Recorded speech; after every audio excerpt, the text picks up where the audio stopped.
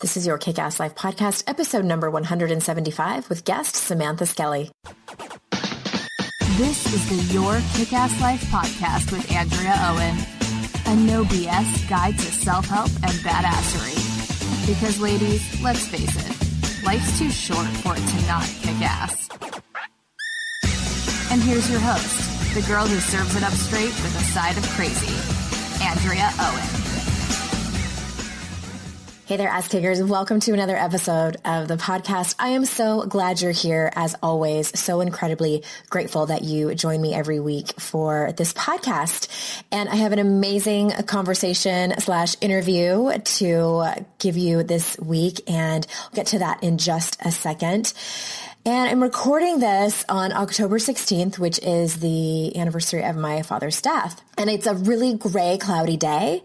And I, of course, try to make these intros upbeat and positive and kick-ass, but I'm not feeling all that awesome today. And there's a couple of things going on where I'm just, as my best friend Amy Smith and we message each other every once in a while, and we're like, let me tell you all the things I'm mad about. So, as I sat here this morning and I'm like, shit, what am I going to say in the intro to make people feel good and get them ready for this episode, which is great, by the way. It's a super great episode. And the reality of it is that, sometimes I get my feathers ruffled, and I don't like to sugarcoat things and make things sound really awesome. And again, there are so many things to be grateful for. I have a regular gratitude practice that I did this morning. And so I don't know, I felt like I needed to say that. And, not a but, it's an and. There's a lot of shit going on in the world right now, right? Between the natural disasters, the hurricanes in various places of the country, the fires over on the West Coast, and the whole debacle with some celebrities behaving badly, to put it mildly. And just two things I wanted to comment on. And obviously these are just my opinions, but this is my podcast. It's my show. I get to say what I want. And here's the thing. One is on a very small scale and one is on a very big scale. Let me start with the small scale. If any of you are parents listening to this, you probably have encountered this before. Your child is in a school performance, and part of that performance is that they need to wear something specific. So this isn't a costume that you pay for that is, made by the drama club, volunteer parents, or anything like that. It's as simple as, so my daughter's for my daughter, she's in second grade, and there are 5 second grade classes. Yes, the school is growing by leaps and bounds. And each class is to wear a different color shirt for this performance, which is basically them up at the multipurpose room. It's tomorrow night, where they're going to sing songs. And my daughter, Sydney, has been assigned a solid blue shirt. We do not own a solid blue shirt. So the teacher sends out this email, and she's saying, they have them for, really inexpensive at Michael's. And I just am like, you know what? No. No. I was so irritated. And like, hey, first of all, why? Okay. As we try to teach this generation to take care of Mother Earth, right? I mean, they just had, literally a couple weeks ago, well, no, that was Peace Day. There was something about Peace Day. But earlier in the year, they had Earth Day, and the school did this big celebration of how to take care of the earth. But you're asking the parents to get in their cars and drive to a place, polluting the earth one, and purchase a t-shirt that they are going to wear once for an hour and then never wear it again. And it's going to end up in the landfills, which, if anybody knows, like, our landfills are overflowing with textiles, with like our clothing. Like, Goodwills and secondhand stores can't take hardly any of the donations that they're given, especially the clothes, because there's just so many. So my phone, I don't know if you guys can hear my phone vibrating. That's text messages coming in from the other moms, because I was like pissed off about this. I was telling them. They're probably in agreement with me, but I have not checked my text messages. Anyway, so I'm mad about that. I'm mad that, so then I'm like, no, screw that. No, my daughter she has a light blue shirt with a unicorn on it that I'll just turn inside out, and she can wear like a tank top with it because it has like sequins and it would itch her. And that's going to have to be good enough. But I know my daughter, and she's going to feel left out. You know, she's going to be like, Mom, I don't want to be the only one who doesn't have this like royal blue solid color shirt or royal blue-ish shirt. And so it puts me in a pickle. You know, do I comply and make my daughter happy and not feel left out? Or do I stand in what I believe in, which she is kind of like an innocent bystander?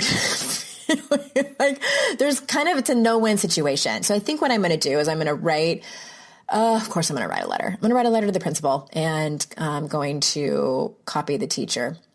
They're lovely people. Don't get me wrong. I love my kids' schools, and I love their teachers, love the principal, but I just think that it's something to be made aware of. So moral of the story, stand for what you believe in and ask for what you want. As my friend Amy says, with grace and kindness.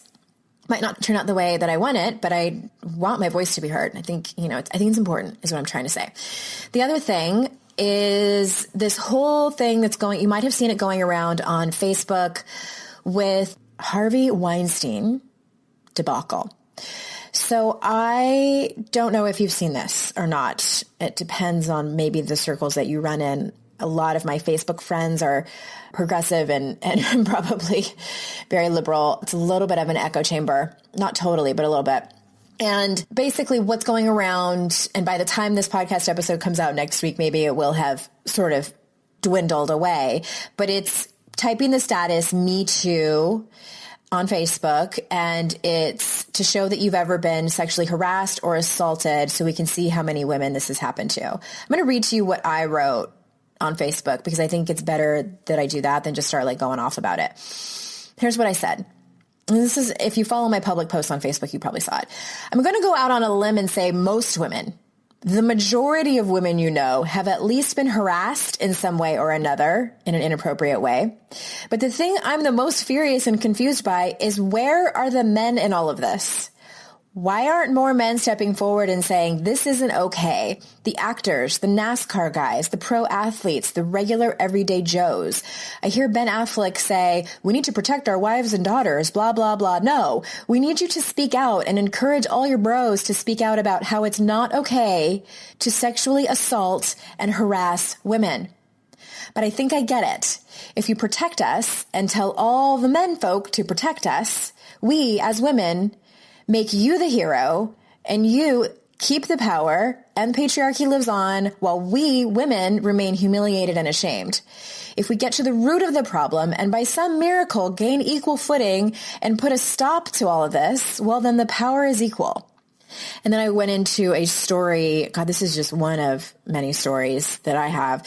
When I was 19 or 20, I worked for a large sporting goods store as a cashier. Many of us were friends and would go out together after work. In the break room of the store, there was an employee of the week board, and there was a Polaroid picture was taken and put up. So I was employee of the week, and I came into work one day, and I'll never forget it. I go to the break room, and there's other people in there, and there's my picture on the wall, with several other of my coworkers' pictures. And the little white label on the Polaroid picture? Someone had taken a Sharpie and written, "I'm easy," with an exclamation mark. And I know exactly who did it. It was Matt. He was a guy that I was friends with, and he was really funny, and we got along really well. And we had gone out after work to a party, and he made advances at me, and I said no. And I don't remember being like a dick about it. Like, I just was like, no, I'm not interested. And I know it was him. And I ripped my picture off the wall, and I marched upstairs to the manager's office, and he couldn't have been more than maybe 30 years old. He was a younger manager. And I'll never forget, I remember that office. I remember that his desk was on the opposite side of the room, and I had to walk all the way across. I don't think anybody else was in there. And I slapped the Polaroid down on his desk in front of him, and I pointed at it, and I said, even if this were true, which it's not, this is not okay. Fix it. And I don't know, I look back on that and I'm like, damn, girl, how was I 19 or 20 years old and I had that courage? I think it might have just been that I was so young and just ignorant and kind of that whole, like, just didn't care. And part of it, I do think, is my personality. And part of it, I was just furious. I was furious that I was humiliated like that. And it was meant as a joke, and that I was most likely going to be seen as someone who, like, can't take a joke, all the things. And I was just done. I was done. And it had been many, many years already of being harassed and assaulted. That's just one example. There was two more instances of being sexually harassed at that same job that I worked at for a couple of years by employees. One of them was a different manager, and two different customers to me at that same job. One was this creepy dude who came in and, oh my God, it involved white spandex. I think he was like a full-on predator, and like, yeah, I don't even want to go into that story. It was so gross. And like at the time, everyone was laughing about it, but it was the visceral thing that was happening to me, and I knew it wasn't okay. And I really knew it wasn't okay when a female and male manager escorted that man outside, and they were a little bit older. And I was like, oh, that was probably like, we need to call the police type of thing. At any rate, Harvey Weinstein doesn't surprise me at all. The women that have not come forward, the other celebrities that didn't come forward, that doesn't surprise me at all. What really surprises me is the silence of men about this, because this is not our job to fix alone. This is a cultural problem. And the last time I checked, there were men and women as a part of this culture. And what I hear is the hashtag of not all men. And like, we know it's not all men, but that doesn't exempt you. It doesn't. I truly believe, I see the question going around a lot on social media is, how do we change this? How do we change it if the men aren't listening, if the men don't believe us, first of all, because I think that's a huge part of it. If they don't believe us, if they don't do anything about it because of whatever fucking reason, I think it first starts with teaching our sons not to harass, not to assault, not to rape women, and having actual conversations about it. Am I excited about having this conversation with my own son? Absolutely not. But I believe that it's necessary. I totally believe it's necessary. If you think about like the Bill Cosbys and the Harvey Weinsteins and the Brock Turners, et cetera, of the world, do you think that their parents ever sat them down and had this hard conversation about what that is and what that means and how that is absolutely wrong? Don't think so. So it's up to us as parents, mothers and fathers, and it's going to be uncomfortable. But what's more uncomfortable is this. It is what is going on culturally. God, this makes me so mad. Rape culture is one of the things that I just cannot be with. I just can't. As a woman, as a mother, as a sister, as a human being, I can't be with it. And that's what I'm mad at today. Oh, God. I wonder if I'm going to regret this whole intro. If I'm going to be like, oh, Andrea. But you know what? I give myself permission to be a human being that really believes in certain things. And that, at the end of the day, is what I invite all of you to do. 100%. That is what I invite you to do. Do my days look like this every single day? No. No, you know that. You come and listen to this podcast. You know that I don't dwell on things like this, but these things are important. And this is not just about surface level topics and just solely being in your own personal development and, worrying and growing in your own world. It's about thinking about the culture at large and the things that we want to change. And the first step about that is knowing where you stand and speaking up about it, albeit not perfect. And people might judge and criticize and not listen to your podcast anymore. And you know what? That's all right. I'm really okay with that. So anyway, that's a good spot for it anyway. Let's move on, and let me tell you a little bit about Samantha. Samantha Skelly is an entrepreneur, motivational speaker, best-selling author, and emotional eating expert. As founder of Hungry for Happiness, a movement to empower women to overcome their disordered eating and body image issues, Samantha has revolutionized the weight loss industry by examining the individual and underlying causes of eating disorders. So excited for you to hear this interview. And before we get started, real quick, I just wanted to remind you that I'm going on a book tour in January and February. If you haven't heard me talk about it yet on the podcast, you can go to yourkickasslife.com/HTSFLS. I think you might need to scroll down a little bit because the official book page is up. It's not just a short little page anymore. So that will give you an opportunity to pop in your email address and I will send you stuff that only has to do with the book. So that is, if I'm going to a city near you, I'm going to be running some really small, fun, exclusive workshops. And then there's going to be some bonuses and all that stuff. So if you want to make sure that you know all about that, yourkickasslife.com/HTSFLS. And without further ado, here is Samantha. Hey, Samantha. Thanks for being here, babe. Thank you for having me. I'm super stoked. I love this topic and I love you. So today is going to be a great day. I think that this is a topic that we really can't talk enough about. I feel like probably 99% of women struggle with this. And if they don't, they have it sometime in their life. So let's jump right in because speaking about body image, let's start with body image. And cool. You have said that at one time you struggled with body image and that damn number on the scale for you determined how worthy you were on any given day. So then something changed. So can you tell us a little bit about your story and then what did change for you and what do you tell people about body image today? Yeah. So it's super interesting. I just want to, before I tell my story, I just want to share body image. So my whole thing with body image is we're constantly told to love our bodies. And when someone spends 30 years hating their body, to love your body the next day because of the body positivity movement or whatever, that's impossible. Mm-hmm. And so I just want to speak to the women who are like, how the heck do I do this? We have to start from a place of it's okay to hate my body first. It's okay to not like it.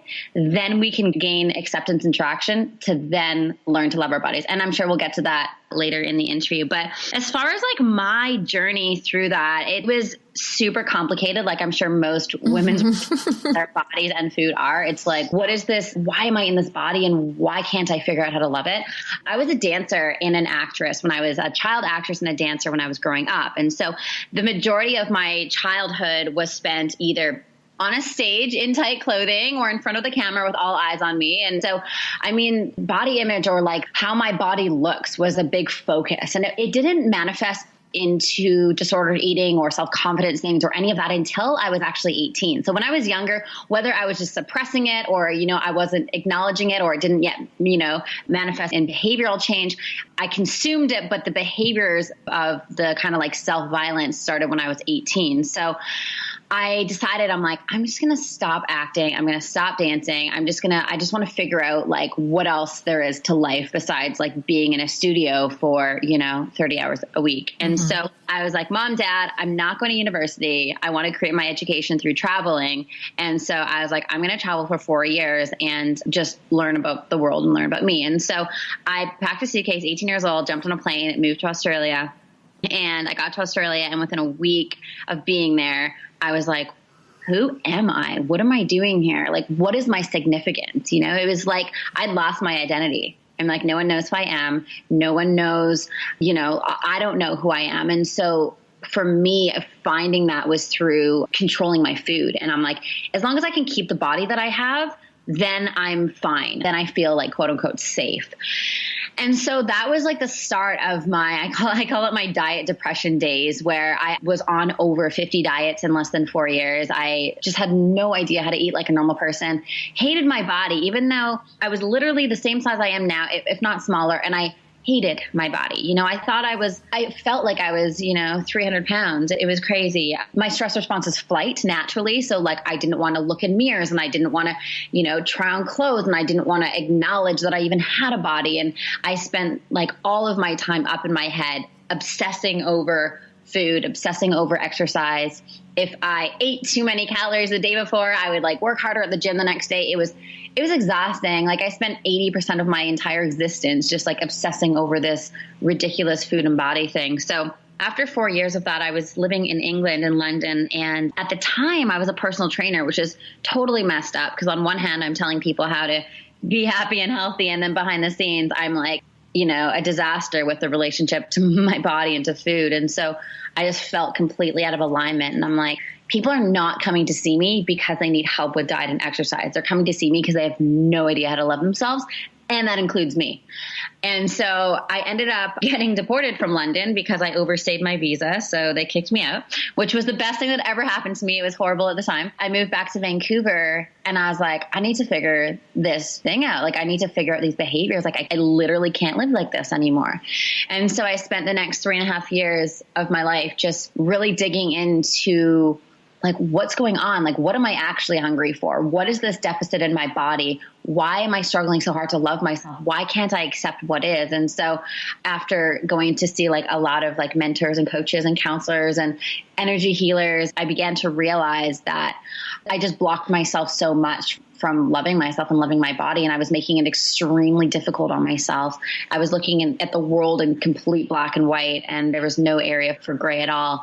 And wait, I have a question. I'm going to stop you for a second because there's something really that's interesting to me in your story. And so and I think a lot of people that listen to this podcast or that listen to anything really or read personal development in general, I think that most women that do have a problem with eating or food in general or their bodies, they know. But I think that there are some still that don't. They think like, no, the answer to my fears and anxiety and unhappiness is if I just was, 10 pounds thinner or, you fill in the blank number thinner. So my question for you is like, what was the tipping point for you, or was it a book you read or a therapist you saw or something that happened where you realized like, oh, the solution really isn't losing weight or restricting my calories. The solution is the way that I feel about myself. Was it like a gradual process or was it like a hit over the head with a frying pan? It's like, I knew it. I knew I was doing the wrong things to get happiness. I was like shaming my way skinny, like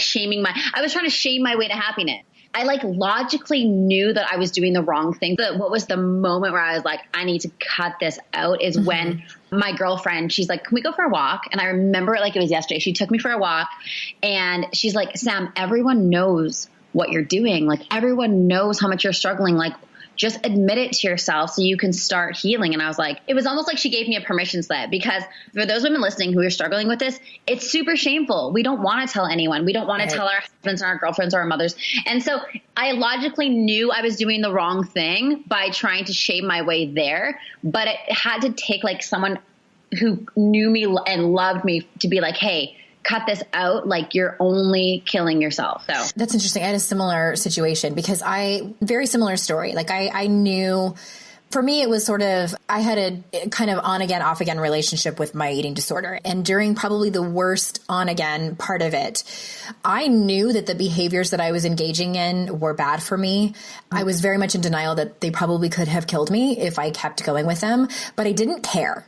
I didn't care. I was like, it felt like more pain to me to look at my actual problems in my life, like the emotional shit that I needed to deal with. That was scarier to me than actually continuing to engage in these behaviors that I knew were not good for me. And for me, it was my mom that said something to me and it was similar. And I was like, okay, this isn't just affecting me anymore. This could possibly affect other people and other people are worried about me.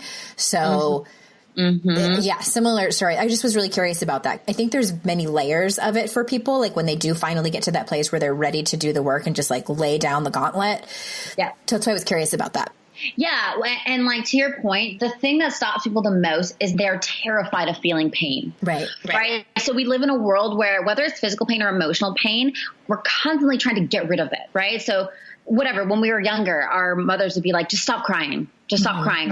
Or like if we hurt ourselves, we'd be like, okay, oh my God, like let's fix it right now. Let's fix it. So we live in a world where we're constantly trying to fix pain immediately. And what we have to understand is in order to integrate back into our bodies, be in our bodies and heal our relationship to them, we have to feel the pain. We have to sit in it and know it's not going to kill you. No, it's not going to, you know, take you down, or you're not going to be stuck there forever, because that is what people think. We have to understand, like, we get to be with it and observe it, and or just observing what's going on. Like, pain is a divine teacher. Pain is the portal to the truth, right? Yeah. It's like when we can feel pain and when we can get curious about it, we can go, oh, okay, great. Let's figure it out. So ultimately what we need to do is we need to understand that in order for us to get through this, we absolutely need to change the relationship we have to emotional pain. Right. Yeah. And so that's literally just a reframe of, this is a gift. This is a portal to the truth. When I get to sit with this, no, it will not consume me, but I'll get to learn from it. It's not going to take me down. Oftentimes in our adult lives, the feeling of pain, like for us to feel, it triggers trauma, because maybe when we were younger, which was like the last time that we fully felt into our bodies, something traumatic happened in our subconscious. It's like, let's shut that down. Let's not feel. And so in our adult life, we have to understand that, no, we're not going to experience trauma again if we feel. We get to reframe what that means to us. I'm about halfway through the book, The Body Keeps the Score. Have you read it? I'm sure you have. You know what? It's on my bedside table. It's so heady that I have to so slow. It's taken me like months to get through it, because it's a little clinical. Yeah, me too. But fascinating. Yeah. There's an abridged version. So if anybody, I'll put the link in the show notes to both versions. And the reason it popped into my mind, because it's exactly what you were saying, and that research shows that any kind of, I shouldn't say any kind, but some kinds of therapy that people go through can re-trigger trauma and make people feel like they are back in it. So yes, just what is a disclaimer, go see a trained trauma specialist if you do have legitimate trauma, because it can be very multi-layered and does take professional work. For sure. Especially like breath work, when we're really moving energy through the body at high levels, that can re-trigger trauma, which people get, like, they disassociate sometimes. That's another conversation, but yes, your point. Crazy. Okay. So let's move. And I did cut you off. Was there anything else with that first question that you wanted to add? I think it was just, what I was, just to finish that piece off, to wrap it in a bow, like what I was trying to do with diet and exercise was I was externalizing a very internal problem. So the issue was all internal, and I needed to heal internal, my internal wounds with internal solutions, not put Band-Aids on bullet wounds with restrictive dieting and over-exercising and obsessing. So yeah. Yeah, man. I should have bought stock in Band-Aids, like in the beginning when I was trying to like slap Band-Aids on. Oh, so many Band-Aids. And I want to just say, I don't know if I've ever even said this on the podcast. I think people could probably figure it out by now, because I'm really open about struggles and things that get reignited in my own life and what I'm working on. And for me, it's been really interesting, because I think I made up that for me, it was really when I got sober in 2011, like that's when really my life kind of exploded in my face. And I really started doing the hard emotional work. And I think I thought that maybe it would take a couple years and I'd be good. But it's been, what are we in now? The end of 2017, 2018. And I'm still going through it, and I'm still finding things, and I still get triggered. It's especially like if you're in a relationship, like welcome to your triggers, to all of them. Yeah. I said to my spiritual teacher yesterday, and I was like, does this ever end? Like, do I ever get there? He's like, nope. He's like, this entire human experience is a process. Every, things are going to come up all the time. And I'm like, okay, good to know. They just look a little different, and there's different angles, and sometimes they feel familiar and sometimes they don't. And it's all, it's never boring. That's for sure. It's never boring. And on that note, let's talk about emotional eating. There we go. So I think, and this is really interesting to me, because I'm always kind of questioning. I'm like, I don't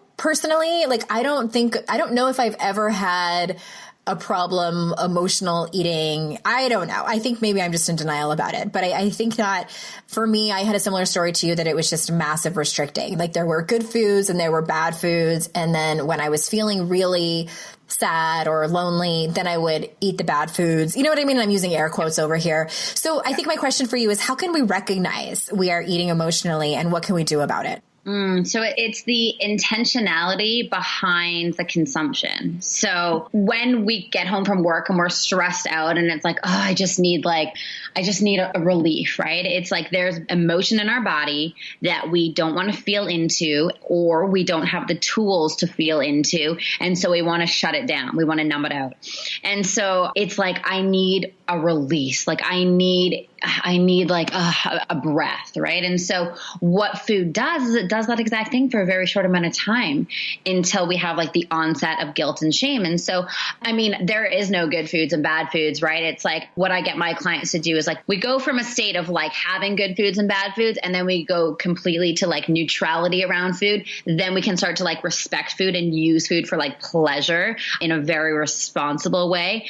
So it's like, are we emotional eating? Well, like ask yourself right before you put that food in your mouth, what is the intentionality behind this? Is it for health, hunger, or pleasure? Because that's like the three kind of like pillars of how we should be consuming. Am I eating this because I'm actually like, hungry and it's going to nourish my body, so I'll have the energy to be like my authentic self? Or am I doing this in a very conscious way for pleasure, for like enjoyment, for like enhancing moments and connecting? And so when it's under those categories, that's a very healthy way of consumption. But when it's negatively emotionally driven, AKA I want to numb the emotions, the negative emotions in my body, that's when we need to do some work. Interesting. Okay. So health, hunger, or did you say pleasure? Yeah, pleasure. Okay. So for instance, this morning I had a healthy breakfast and I went walking because I've been like on a mission. It's a long story. I won't bore you with the details, but I've been walking. So I went and did that. And I know, because we have chocolate chip cookies right now. And I know that after lunch, I'm going to have a cup of coffee and a cookie. They're the small mini ones. And I know that's going to be not because I'm hungry, partially because it's there and because they're fucking delicious. Like, let's be honest. Yeah. But I don't feel guilty about it. I don't feel, and I really will just have one. So I make up that's in the category of pleasure. 100%. I have this thing in my life and it's called the 20% rule. And so it's like, how can I make this experience right now 20% better? So where I'm at right now, I'm sitting at my desk, I'm talking to you. Like, what would make this better? Maybe if I like lit a candle or like put my blanket on or put a diffuser on or whatever, it's like that would enhance this experience 20%. And so food can often go into that category. So like you sitting there having your cup of coffee after lunch, that would be great. And if you have a cookie, that would enhance that experience 20%, because you're not saying to yourself, oh my gosh, I'm so stressed out, I'm so agitated, I need to numb this experience. You're saying, how can I enhance this experience? And we can do that beautifully through food, right? And so absolutely that would fall into the category of enjoyment, pleasure, that 20% rule. Oftentimes though, like when it's for emotional reasons, we don't stop at one, right? Mm-hmm. It's like, let me get all of the cookies in my body at once. That's interesting. I think I may have kind of dodged that bullet. I had Isabel Fox and Duke on here several weeks ago, and we were talking about this, and I was talking about how my mom is a total normal eater. I mean, really normal. Like if there's a piece of cake and she's had like her entire dinner and she will have like one or two bites of it and she's like, I'm full, and she like won't finish it and she's not restricting. She just literally is full and just won't eat it. Yeah. But for me, it's, I did not escape the bullet of all the other addictions. And I think that food just for me is, I feel really sick if I eat more than it just becomes not pleasurable for me at all. And it doesn't numb the feelings. Yeah. It doesn't work. I'm sure I've tried it, but for me, it's like love and sex and relationships and booze. Forget it. I'll take that. Absolutely. That's why I like having guests and experts like you on the show to talk about it, because my experience is limited there. So my next question, really dovetailing off the last one, is, you're talking about the emotions that are, underneath the numbing out through food and probably diet and exercise for many people. So how can we start to address and uncover those underlying issues that cause the emotional eating? Yeah, this is about inquiry. So oftentimes we have no idea what's going on and what's driving these behaviors because we simply just don't want to look at it. It's easier to be in denial. Right. It's easier to be in denial. It's easier to put positivity over pain, which is, I get a lot of flack for this. I get a lot of hate for this, but it's something that I stand behind 100%. We can't put positivity over pain, which is why I feel the body positivity movement to some extent is flawed. And I don't say that in a way of like, it shouldn't exist, because I very much think it should. I think the intentionality behind the movement is amazing. Spreading love and light, like shifting the societal structure from like, we need to be skinny and fit in this box, into like, let's embrace diversity. I love that. And what tends to happen, and what I see in the Hungry for Happiness community all the time, is women follow that and they just get in denial of what is, right? And so when we can be so honest with ourselves and so real, that's what creates traction, right? That's what creates like the ability to actually transform at the deepest level, not just like mask it with being happy or whatever, right? What we have to understand is like, it's okay to not be okay. Mm-hmm. It's okay to not hate your body. It's okay to hate your body. It's okay to be depressed about it. It's okay to use food as a drug, but like, let's call a spade and like really get real with where we're at.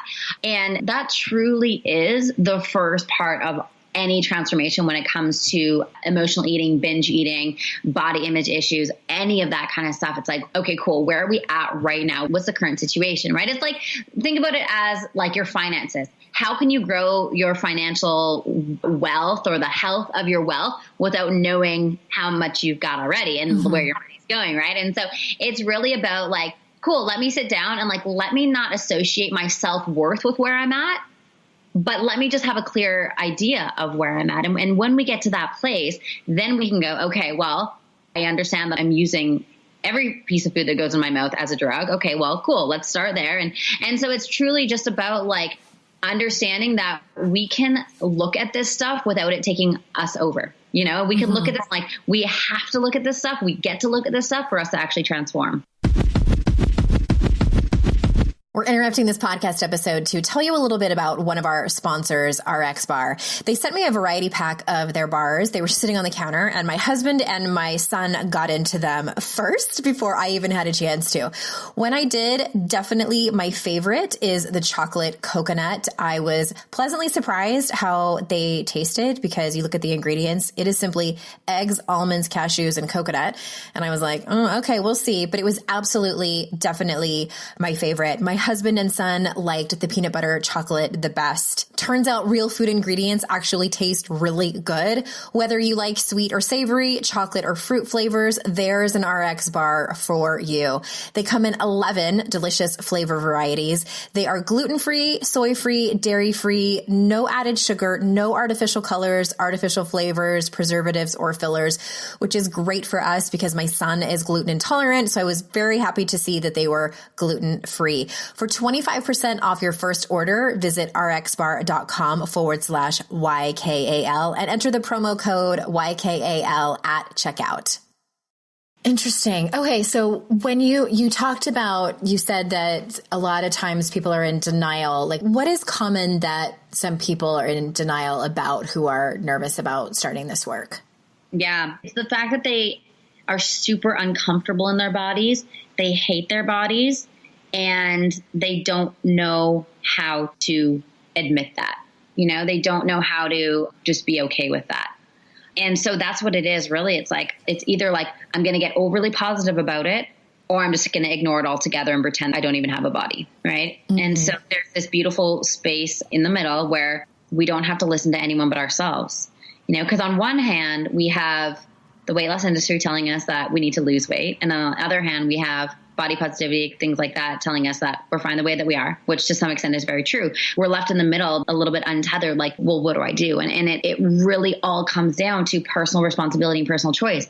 What do you want to do? Like, how do you want to walk? Because I don't give a shit. Like, either way, it literally, like, whatever you want to do is the right choice. So if you want to walk the planet on a lighter frame, let's celebrate that and let's do that responsibly from a place of love. If you want to be 20 pounds overweight and that feels comfortable and you feel good doing that, then do that and celebrate that, or whatever that is, 50 pounds overweight or whatever that is. It's like, let's not shame ourselves, but let's get real about what we want. And it's incredible. And I'm not sure if like you've experienced this with your work, but when I ask my women, like, hey, what is it that you want? I get deer in the headlights constantly. Like, we don't know because we're constantly putting our happiness in, like, well, what should I want? Mm-hmm. You know, you tell me how to be happy. And this whole food and body conversation is like, it's very obvious that we've not yet decided for ourselves and we're relying on other people to tell us what we want. Got it. Okay. That's interesting. And so let's kind of shift gears but it's a very close gear and talk about the topic of shame, shame around food choices, shame around our bodies. And, this is one of my favorite topics. So what do you say we can do, or what do you do with your clients to deal with shame? Yeah, great question. And so oftentimes when women come into our community, the only thing that they think is the problem is the food, right? I've got a food issue. You need to help me with my food issue. And as we peel back the layers, often I would say at this point, we're about probably 60% of the women who come in to the doors. They don't realize this at the start. They've had some sort of sexual trauma or something, and the severity completely ranges, but something happened to tell them, I don't feel safe in my body. I need to disconnect from my body. I need to create a physical barrier to intimacy. Therefore, they've used food to do that. And the beautiful thing is they don't know they're doing that yet. Mm-hmm. And when we educate them and we go, let's love the part of us that feels unsafe. Let's love the part of us that feels shameful and afraid. Let's love that 7-year-old who does not know what the F is going on right now. Let's be with that part of us. And let's reintegrate our wounded child with our evolved woman, and let's do that together. And that's a beautiful shift. And I think shame is, as you know, and your listeners know, you talk about this a lot. It's it's heavy. It's heavy until it's spoken about. And so when we can get in community of other women who are like, oh, you've gone through this too? Oh, a lot of us, 60% of us has gone through this. Oh my goodness. Wow. Even just the acknowledgement of it and getting in community with women who go through it and admitting it out loud, that in itself is healing. And then we can take responsibility for, okay, where are we at with this now? And how is this serving me? And what is this costing me? And when we can really open up those conversations with a lot of love and understanding and compassion for this part of us that feels so shameful, that's where the rubber meets the road. That's where the true healing starts. Okay. Yes. To all of that. And I love that your percentage, about 60% of the women that come in have some kind of, sexual or probably some kind of physical trauma, something happened to their bodies. And I was thinking about that when you were saying that, and I would be part of the 40% that didn't have anything happen until I was older. But what's interesting, and I think some people might be able to relate to this is, and I know for a lot of women too, probably in your community, that what was modeled for them from their mothers or the females in their life was their own issues with food or their bodies, or, when you see that when you're a little girl, that's what and what you grew up seeing. So I didn't have that. Like I mentioned, my mom was a normal eater. We didn't have a scale. She didn't talk badly about her body. She didn't talk badly about other women's bodies. It just was a non-topic, which I think that in and of itself can kind of cause a problem, because I was left to my own devices to figure it out. And guess who taught me? I grew up in the era of MTV. So the media taught me. And so I was like a poster child of really just a product for media debauchery, and quickly realized that women are ornaments, to be enjoyed. And what's interesting is that, so for instance, I'll give you an example. When I was probably already 19. This was, past later in my teenage years. There was a guy that I liked, and we were at a pool, a community pool. And it was that moment, and I think still for many women, the moment of being in your bathing suit and then taking your clothes off at the pool or the beach can just elicit so much dread.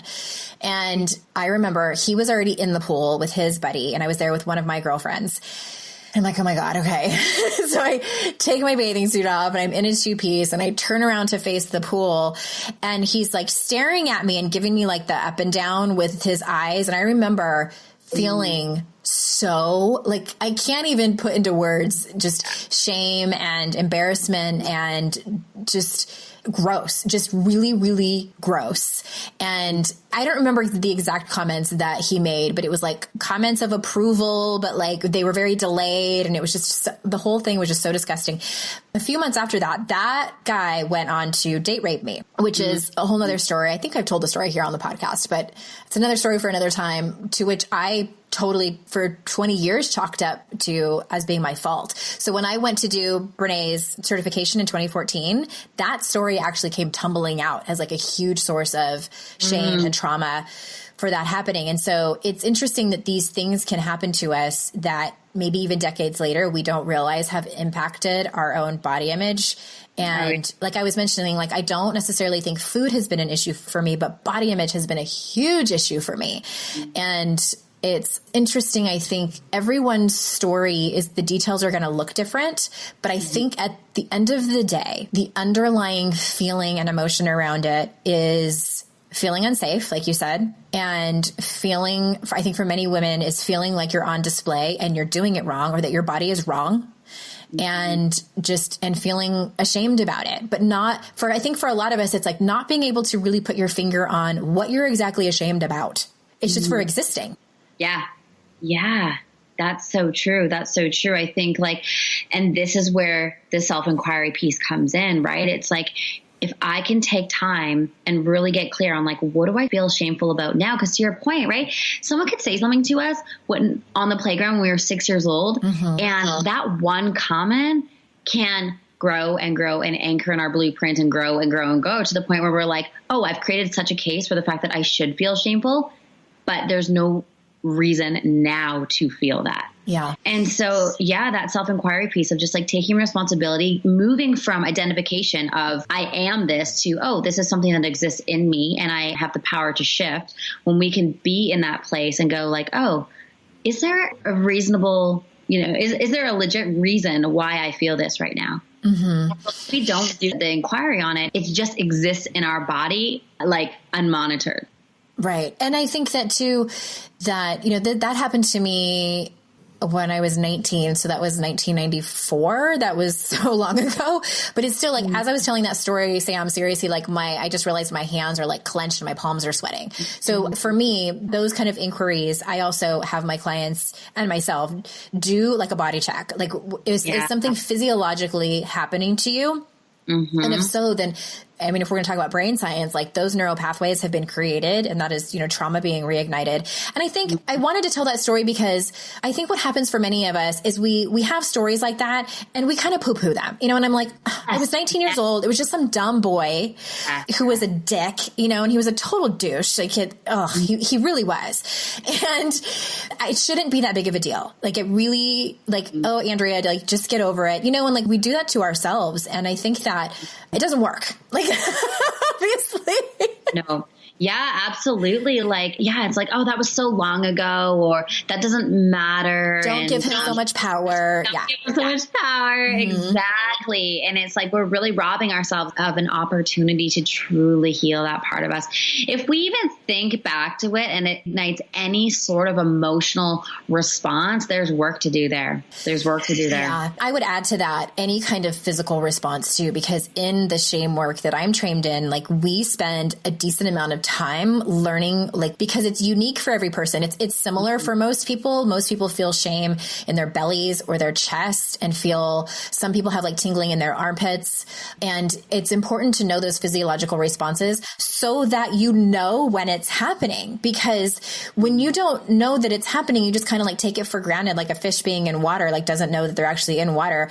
You just keep going and keep going and keep going, and then wonder why you feel like fucking shit all the time, and wonder why you're engaging in all these behaviors like perfectionism and people pleasing and self-sabotage and isolating. And that's the bulk of the work that I do, is figuring out what your triggers are, so quickly when you're in them, not so you don't ever have them anymore. You're still going to have them, but knowing quickly when you're in them so you can use the tools that you have to move through it, not around it.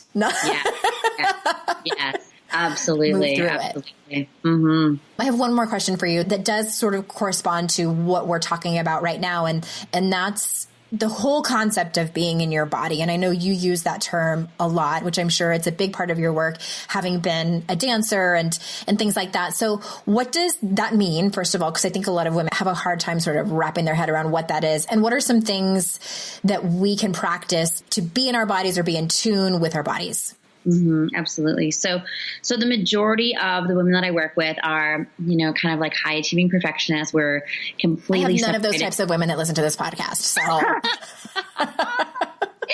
You guys are like, I don't know what that means. What? Not me. Yeah. And so we love to be disconnected, head and heart, mind and body. It's easier in the head. It's easier in the mind because I can overthink, it's like, that was me for sure. Oh yeah. Let me think my way through this. I'm smart enough. Yeah. Gosh. It was just like, I'm so smart. And this is the thing I learned very quickly. Like, we need to feel in order to heal. We need to feel in order to heal, especially, we need to be in our bodies and be with that pain, like we talked about earlier in the show. And so really it's about like the reintegration between our minds, our logical, beautiful minds, and our like very wise bodies. And a lot of people are going, okay, cool, Sam, but like, how do I do that? And so I use this process called tracking, which is literally just like being still, shutting down the world, getting rid of all of your distractions, and just noting the sensations in your body. Noting the sensations in your body. So you can go like right now, I'll do it right now. It's like, okay, I feel a little bit of like a contraction in my solar plex. I feel a little doubt in that area. There's a slight contraction of my chest. It feels a little bit like fear, and just like being the observer, right? We talked about like observing versus identifying. So people who deal with anxiety tend to identify a lot, like, I am anxious. What if we switch that to, I am experiencing anxiety, or I am experiencing the sensation of anxiety? Because we can observe it. We can't be something that we're observing, right? So it's not you. It's not your true self. It's just a sensation that we're experiencing. And so that is like step one of like shutting down the world, getting present, and just tracking the body, like what's really going on.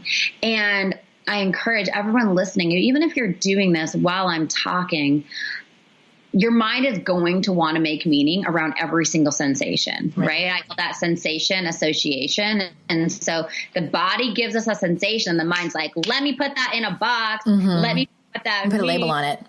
Yeah, let me label that. And that's beautiful because our minds are so intelligent and wonderful and trying to constantly figure things out for us. But when we're really looking to re-feel and get back in our body, that's not useful because it literally doesn't matter why that sensation's there. It could be your sensation. It could be something that you took on from someone else, especially those women who are listening who are empaths and soak in energy of other people. And so just being the observer and tracking the emotionality that's happening in the body is a beautiful first step to doing that. If you try that later after you listen to the show and you're like, okay, I can't quite get there, use movement and breath first before we do this. And so that can even be just like putting on, your favorite song and just literally moving your body in any way, just like getting the energy flowing and moving through your body, just to like activate the system, and then try it. Or try some like deep breathing for 3 or 4 minutes before we do that. Breath and movement are two beautiful ways that we can get into the body because it eliminates the need for the logical mind. And the mind gets in the way of the ability to truly feel and heal. But when we can get the emotional body working with the mind, it's a beautiful match. But right now, the majority of people, that's not integrated yet. And that's okay. That's absolutely okay. Just acknowledging when the mind wants to come in and make meaning around it and go, okay, I hear you. And I'm good. I don't need you right now. And not fighting it, because what we resist will persist, what we fight will strengthen. And so being in our body and just like tracking the sensations, breathing into it. And if you need to repeat a mantra, like, I am safe, I am home, something to that effect, just to like let your mind know, like, everything I'm doing right now is totally safe. I'm safe to feel.